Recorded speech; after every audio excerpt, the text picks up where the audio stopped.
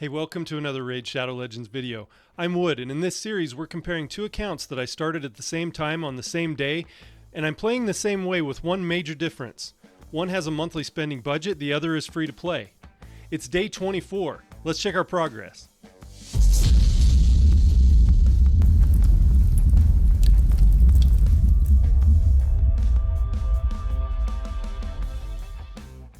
Hey, thanks again for joining me today.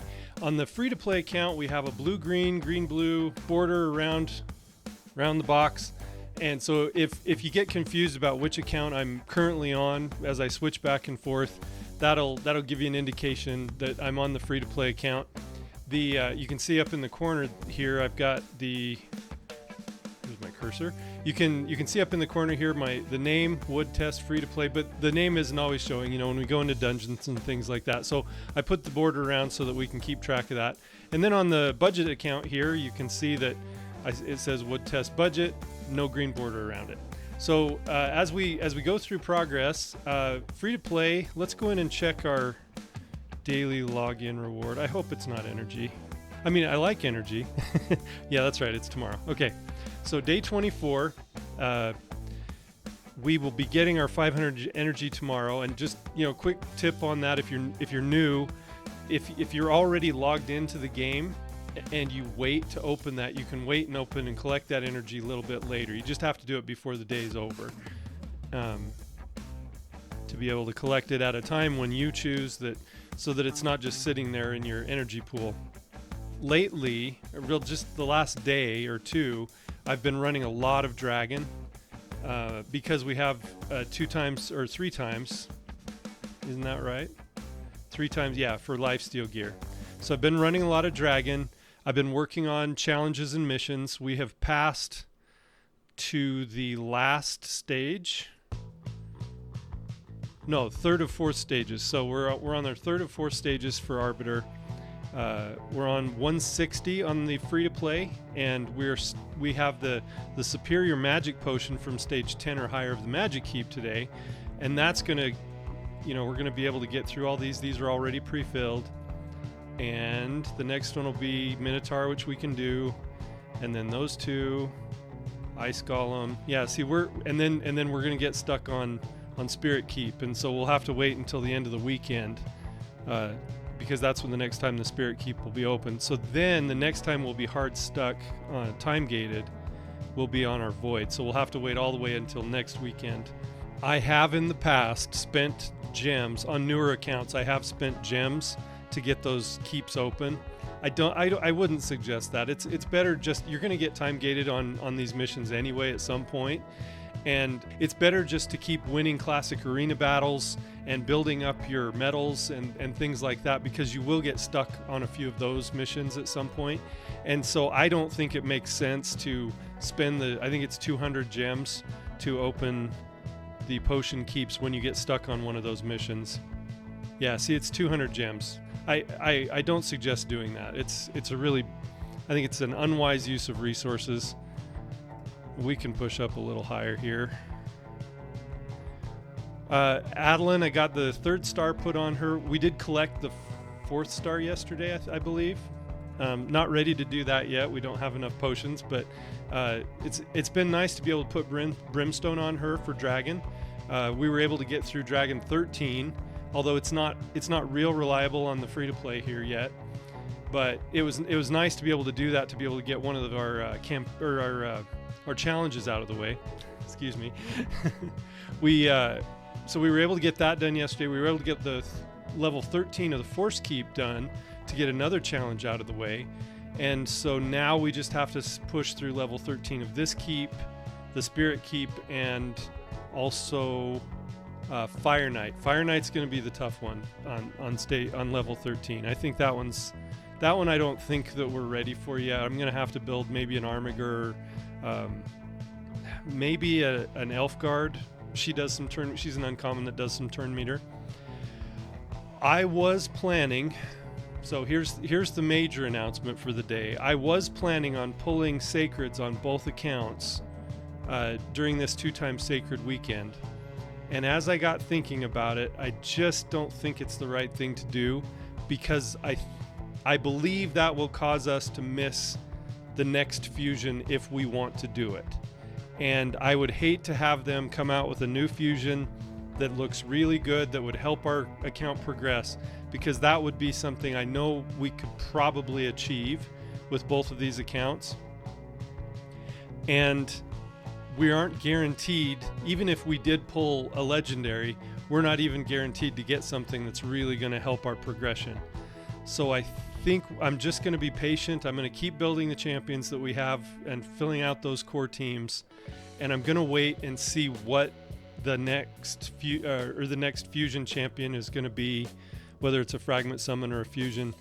And because I think we'll be in a position with shards, we're going to be getting a couple of sacreds pretty soon, and I just think that might be the best thing to do as we can continue to collect resources and build our teams. I just really believe that is the wisest thing to do. So I hope that isn't disappointing to anybody who's been watching the series. I know there's only a few people who've been watching so far, but the shard pulls are more fun, and they're a lot more fun for me. I had a bad feeling about it, and so I just thought I'm just gonna wait, and bird in the hand type thing. I just think that being able to get the next fusion, and then we can choose. If it isn't a fusion that we think is going to help us, then we'll skip it. And then we'll still have the resources, so that the next time maybe that we have a 2 times on sacreds, we'll be in a position still with even more shards to be able to do that one. So I think that's the best thing to do. You can see some of the enemies are hitting Taragi. He's in a frost set, so they get frozen once in a while. It's kind of a nice thing. In arena, it's actually saved our bacon a couple of times, where enemies hit Taragi and get frozen. And that early frost set that you get from the game it's kind of fun. It's not one that you use late game usually, although my Tormund the Cold I have in 3 sets of Frostbite, which is sort of like it's superior to Frost, but Frostbite gives more of a chance of the enemy getting frozen when they hit you, and so he's kind of fun to use, because he freezes people a lot anyway. And it's even more annoying to the enemy when they're hitting you and they get frozen even more often. So that's kind of fun. I don't mean to be annoying, but it's just, it's fun sometimes. Paidma's great. I've been really enjoying having a Paidma on this account. Love her on my main. I don't use her everywhere, but I think on this account, especially in this free-to-play, she'll be a major part of most teams, because that decreased attack that she has it's crucial in a lot of fights. So let's see if she can. So she's got a shield steal, but she's not booked. Oh, Adeline didn't shield. Adeline has a steal on her A1 also, and she can also transfer a debuff to the enemy. There, she took it. So look at that. That's awesome. Yeah, she stole that big shield from the boss. That's nice. So I have 2. Oh wow, and that gave me the quest. Awesome. So I have 2 champions on that account that both do a buff steal, and so Adeline we got obviously as a daily login reward for the first week that we had, and that was nice. It's kind of a double-edged sword on this one, because we started at a time where they weren't giving the lifesteal gear; they were doing the perception instead, and so I've had to work, and that's why we've been running a lot of Dragon the last day, 24 hours with both. This account and with the budget. We've been just mostly running Dragon with our energy, so that we can get some lifesteal gear to put on some of the other champions to help us sustain a little bit longer in Clan Boss. And it's helped a lot on our starter champion on Athel. So now we need to clear stage 10 or higher of the Minotaur 10 times on auto. I won't make you sit through that, but I will do it.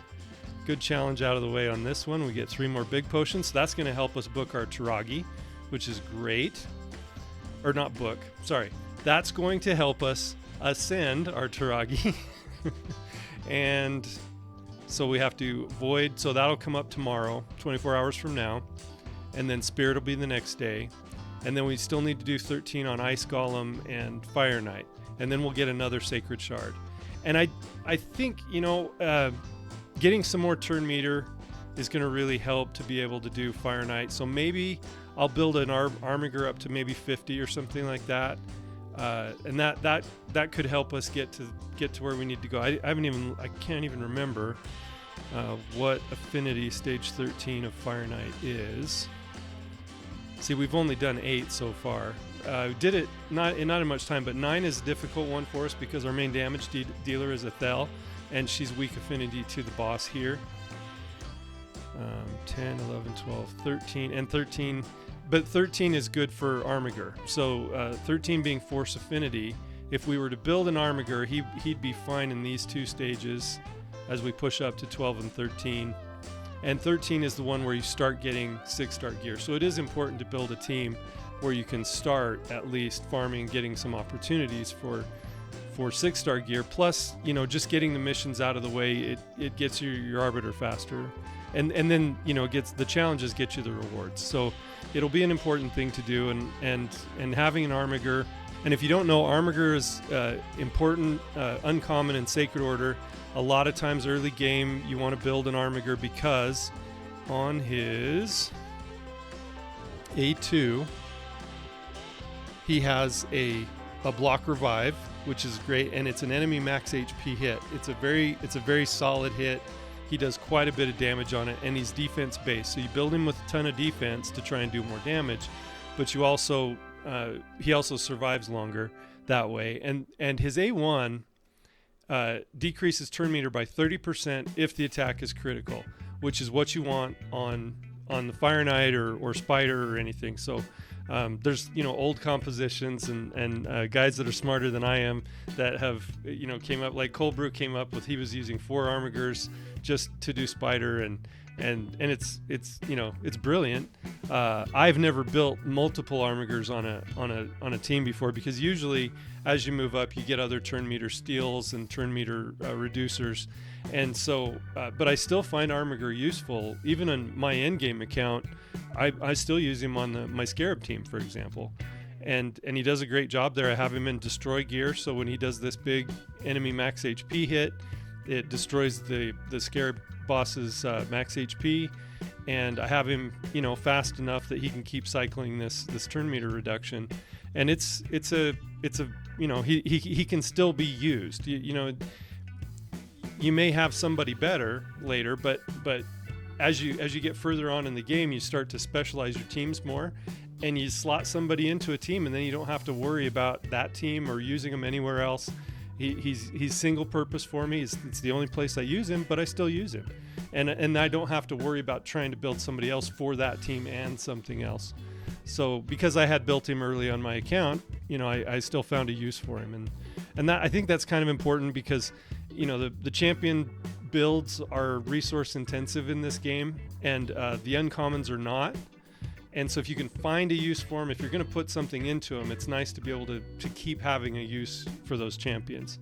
Although, the stat creep and with ascensions and and blessings and everything, those don't apply to uncommon champions, and so his stats are where they're going to be. You can ascend the gear, you can ascend the accessories and artifacts that you put on them, and so that can increase their stats, but as far as ascensions and blessings, you can't do anything about it. So the game developers have come up with sort of this brilliant strategy of you can be the judge of whether or not it's brilliant, but to sort of try and phase out the rares and uncommons that people are using extensively, so that because they get capped out at where their stats can get to, and I think that's a fair way to develop the game, to sort of differentiate between rares and epics and legendaries. And we do have epic ascension now also, so empowerment ascension, sorry. We have epic empowerment now. You can't empower uncommon champions. I was thinking empowerment and I was saying ascension. I apologize. I will get it right someday. Sorry about that. So anyway, that's kind of where we're at, and that's kind of what we've been doing. So yeah, the major decision though, like I said, was we're not going to pull Sacred Shards Saturday. I was kind of excited about doing on the Saturday, so tomorrow for me, for when I'm recording, I was kind of excited about pulling some sacred shards on the day when Final will be the 10 times. But the possibility of getting her is so remote, and even at 12%, when it's double chance of legendaries on sacred shards, it's still not that great of a chance with only 3 sacreds. And I'm not going to have that 4th one from the challenges by the time it's just not, it's not feasible to be able to do Fire Night 13 by tomorrow. It's not going to happen. I can't on either of these accounts. I just don't have the resources to be able to build an Armiger and make my team work to be able to do Fire Night 13 by then. And I don't really have anybody else that's doing turn meter. So Ethel is good for Fire Night because she does the multiple hits, and we do have decreased speed with Adeline, but without the turn meter reduction, I'm not sure we survive that fight. It would be worth trying if we thought we really were going to go for opening all the sacreds. I want to save them. I want to hold on to them until we know what the next fusion is going to be. I would just hate it to be something like Newt or Armand's or something like that is huge in a lot of places in the game. I mean, Newt changed the game really, and Armand's more recently has also. And even if it was something like a Nishak Verminlord, or there's so many fusions and fragment summons that we've had that have been just game changers for a lot of people's accounts, and especially early like this. If they announce something that is good, and they're not always good, but I don't want to take the chance. So that's my reasoning for it. Let me know in the comments if you disagree, if you have another idea of logic that makes more sense. But I think that's what I've decided to do, and so I'm gonna hold off. So we're building up. We've gotten a couple of ancient shards from dungeons and just doing dragon and stuff like that. We have gotten a few lifesteal pieces that have been useful. I think it was on the budget account earlier today, a 5-star speed boot. Yeah, 5-star speed boot with accuracy on it. So hopefully the rolls will go into accuracy. There is an artifact enhancement going on right now. I'm tempted. Let's see where the gear rolls go. See, I'm down to 1.12 million. I did some artifact enhancement earlier, and just to improve a couple of my teams and a couple of my champions, and used a lot of my silver. So, ooh, good. First roll went into accuracy. That's good enough right there. Let's see what the 8 does. Oh, double into accuracy. Wow, I'm gonna have to keep you with me more often. Look at this. You've brought me some luck today. Nice. So yeah, 29 accuracy on lifesteal boot there. That's going to be really a useful piece. Don't have any 6-star yet. Let's see, did we pull any 6-star from Dragon? There's a 5-star glove. It's an HP glove. I mean, early game like this, those can be useful too. A defense. I know these aren't perfect. Like, further along you get in the game, these aren't even considered to be good. But early on like this, when you're trying to put a lot of your team into lifesteal just so that they can survive longer, they can all be kind of useful. And I've been keeping anything that has speed on it, even if it's 4-star. I've been keeping speed. I did keep this one with accuracy, speed. Crit rate's also crucial sometimes, so that's another 5-star. This this common gear is just from farming Valdemar Strait in campaign. I've been doing a lot of that also just over the last week. Yeah, no 6-star yet. We also got, I think that was on this account too. See, we've been a little luckier. Yeah, look at this. HP. There's a 5-star speed. This one came from Dragon. Got a 5-star speed from Dragon. But yeah, we got a 6-star, and that one came from Dragon also, but that's just an HP boot. But it's having this early, just having the speed set is itself a bonus. So depending on the champion, you get anywhere from I don't know, 9 to 15 speed, depending on what their base speed is for each speed set that you have. So that's, that can, just that alone, just having the set is a stat. And you always build stats over sets. You don't try and shoehorn, a champion into a set just because you think, oh, that's the set I want them in. But you can't ignore the stat boost that you get from some of the sets, like, the accuracy set or the perception set that gives you both some speed and accuracy, like the accuracy set, and then just the speed set, giving you that percentage for each two-piece. Oh, sorry, I mean two. I always forget that doesn't mean the same thing everywhere you go. So two. Sorry about that. I'm trying.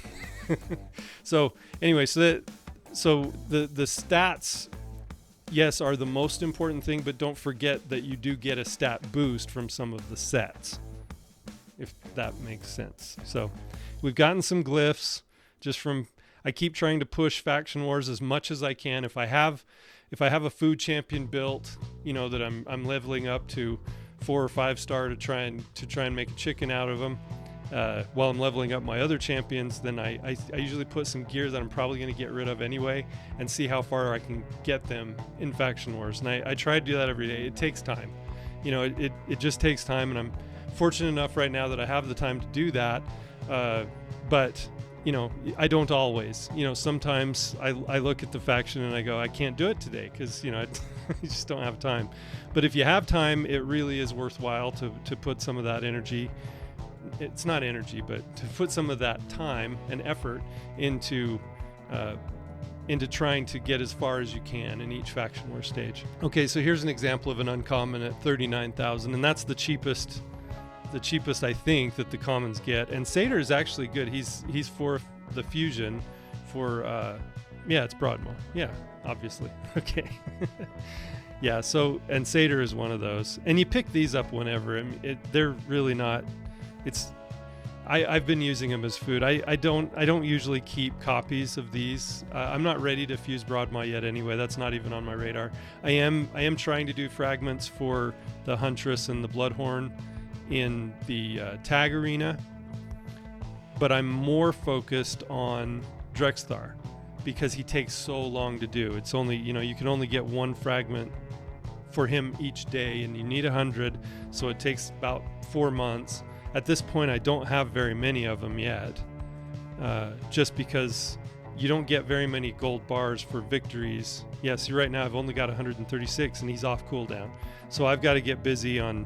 And then this would be another 300 per day to do these two. But this you only have to do 10 times. The Huntress and the Bloodhorn, you only have to buy 10 times.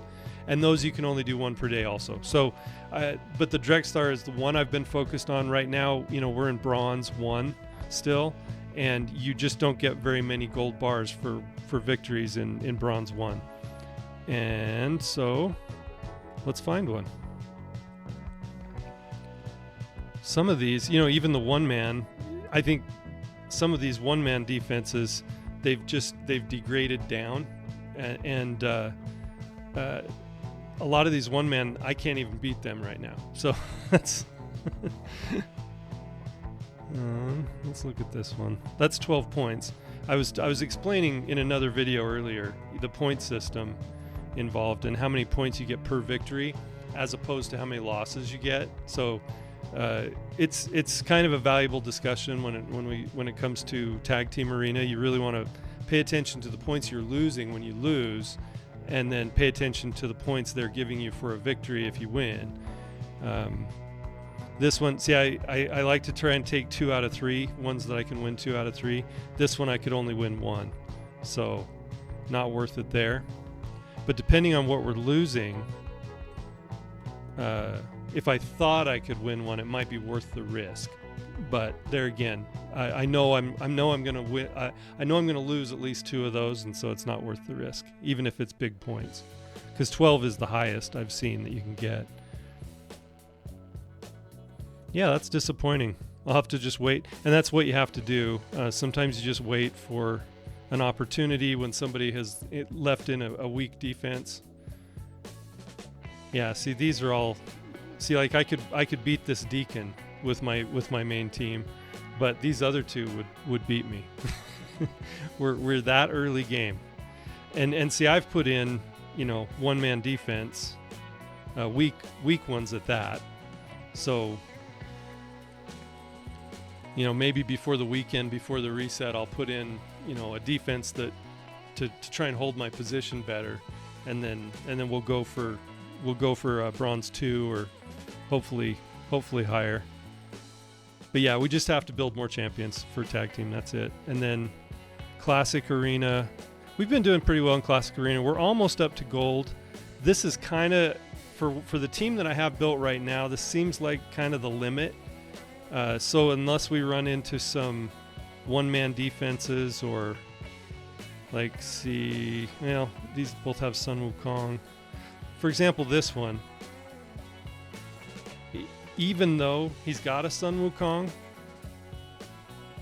team power is pretty close. Team power doesn't say everything though, but because he has this player, I don't know if it's a he or she, could be anybody, but this player has Kale as the lead, which is an HP in all battles and hasn't included speed. Now, I don't have a speed lead either, but I've been kind of focused on getting my War Maiden pretty fast, and track record says that she's usually faster than some of these others. And then I've got Ethel pretty close to her speed, and so she went first.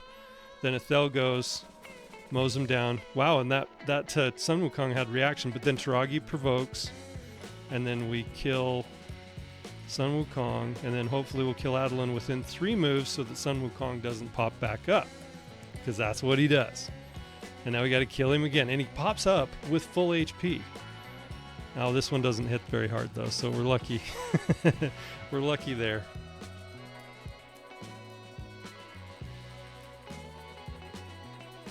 There he comes again. All right, now we got to... Ooh. Yeah, that hit, the A2 of Sun Wukong ignores all defense, so... Although we don't have very much defense as it is. And then the surplus damage from that hit extends to the rest of the team. I use my Sun Wukong all the time, and it's a great hit. If you build him with enough crit damage, he can really smack with that one. But that's an example of a team that... here's one up here, this number 1 team up here. This one is similar to our power level, but because they have their Haikatoon in the lead, I'm almost positive they'll go faster than we are. Let's try it though. I'm almost positive they'll go faster than us. Oh, well, I was wrong. I stand corrected. Yeah. And then Taragi should provoke after this hit. Oh, well, doesn't matter now. Okay, so I can be surprised too. It's okay. I don't know everything. Yeah, and my War Maiden is, for early game, she's kind of fast, but she's not that fast. Let's go look at what her speed is. Yeah, if you've been playing long enough that you have a Haikatoon and she's in your speed lead, I would think you'd want to go faster. See, I don't even have 3 speed sets on her. I've got perception, speed, and accuracy, and she's going 180 or 191. I mean, early game within the first month, that's pretty fast, but I'm a little... I'd rather see her going about 220, Well, speed lead probably 220 at this point in the game, and then if I have a speed lead with turn meter, I'd want my War Maiden going, 200 or 215, something like that, so that they're speed tuned with the turn meter booster. That's kind of the goal I like to set in this situation. I mean, I'm not there yet, but we're not too far away. I think it'll be okay. But yeah, I'm just surprised that I was faster on that one. So let's see what we have for Faction Wars. Oh, good, we have Sacred Order for Faction Wars today. So Faction Wars for Sacred Order, and we were able to do the boss fight last week. With Monk and Ethel. With Ethel with lifesteal, that was the only reason we were able to do that boss fight. So I could put some gear on this 4-star, which I think I will. And then maybe these 3 stars also. If I put a little throwaway gear on those 3 stars and that 4-star chicken, and then I usually try and put gear on that I won't miss. So when I sacrifice them,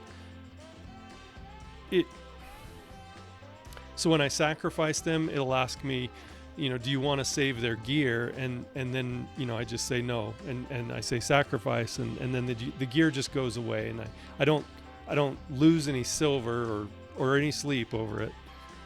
We have gotten some lifesteal on the free to play as well. And we've gotten, because of some champ training that we've done. Yeah, see, these are all new on the lifesteal. So we got 5-star there. No speed, but we are looking for speed on almost every artifact. More speed the better. Nice crit rate glove with attack percent though. That could be useful on somebody. It's only 4-star, but this early, beggars and choosers. And then a nice accuracy. So we haven't been as lucky with gear on the free to play. We have gotten this nice defense chest for speed. So like when you're doing dragon and it's 3 times lifesteal, you don't get all lifesteal. You do have a chance at getting some speed also, and we've been kind of lucky to get a couple of speed pieces that have speed substat.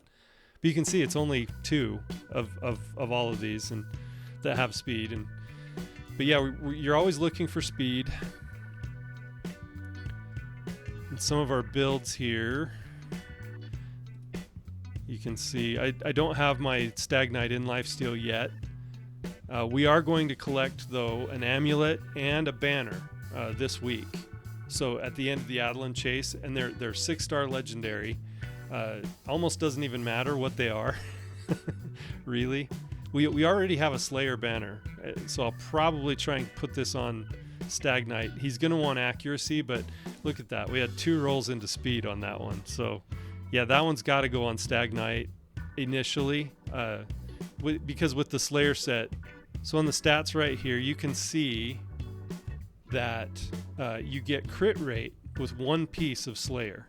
So that's why the Slayer set is so good. And this banner was just really lucky. Being attack, having 1 roll into attack, and then 2 rolls into speed. That's just a really lucky, nice banner. And then you get a little defense to make yourself a little tankier. But yeah, that's a really nice banner, and that's going to be useful. I mean, end game. Like if I had this banner on my main account, I would be using it. So can't wait to put that on a banner lord. I will bring myself back. Yeah, so that's the progress that we've made, and we're going to just keep farming dragon while this lifesteal event is going on. We still have a day and a half there. Later on, when we're doing Doom Tower, you have a chance at getting the Blood Shield, or Bloodthirst, sorry, the Bloodthirst set, and that's lifesteal with some crit rate. So far, that is the progress that we have for day 24. I'm just going to keep farming dragon. I'm sorry that I won't be opening shards, but I think it really is the right decision. And when you're either on a budget or doing free to play, you have to make decisions like that. You can't do every event. Even endgame players, especially if you're free to play, we pick and choose which events we're going to do. You can't do all of them. It's just not possible being free to play. And I would say even on a budget up to the budget that we're spending on this account, where I'm going to be spending $50 a month, that doesn't mean that we're going to be able to do every event. There's just no way. Even $50 a month doesn't allow you to do that. Imagine $600 a year does not allow you to do every event that comes up in the game. You still have to pick and choose which ones are right for you and which ones are right for your account, and which ones make the most sense. And I have made mistakes in the past on my main account where I participate in a certain event, and then later I think, man, I should have saved my resources because this next one is better, and I didn't really get as much as I thought I would out of participating in this event. So I'm saving, and I'm doing the same thing on my main account. That is pretty much all I had today. I'm back on the budget account here. Please leave me a comment or something if you have any questions about the experiment. If you don't mind giving me a like or a subscribe or hit the notification bell or whatever, I'd really appreciate it. I have been Wood, and I appreciate you.